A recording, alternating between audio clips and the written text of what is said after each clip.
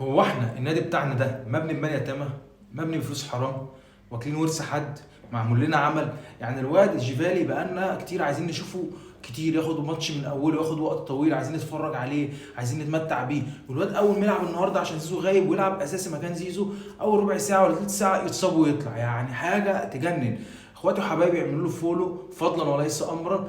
الزمالك النهارده في مباراه زي الزفت، مباراه زي الخرا، مباراه تقفل النفس، مباراه تخليك ترجع وانت بتتفرج.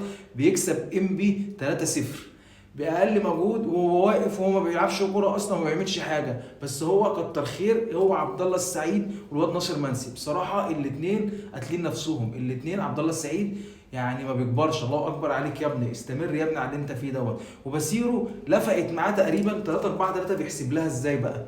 هو شايف الخطه دي الزمالك فيها الفرق اللي بتلعبه قويه او ضعيفه او متوسطه ما بتوصلش على الجون، حتى لما بيخش في جون بيكون من كره ثابته ودربكه.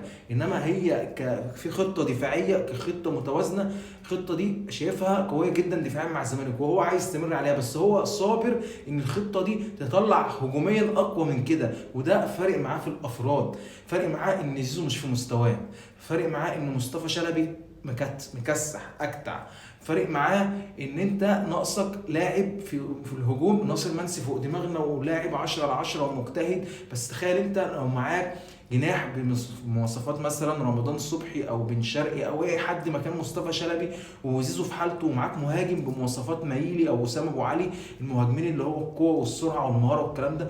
ناصر منسي مهاجم 10 على 10 جوه الصندوق، مهاجم هداف، مهاجم بيعرف يلعب بدماغه، مهاجم بيعرف يتحرك صح جوه ال 18، وفوق كل ده موفق ومرزق.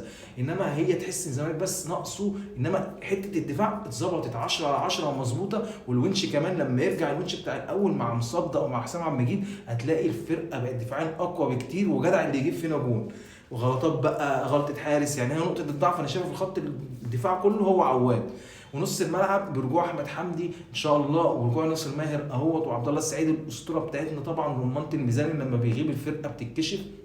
عايزين بقى مهاجم سفاح، جناح شمال سوبر، زيزو يرجع لمستواه، الفرقه هتبقى مش ناقصها غير كام واحد دكه بس. سلام.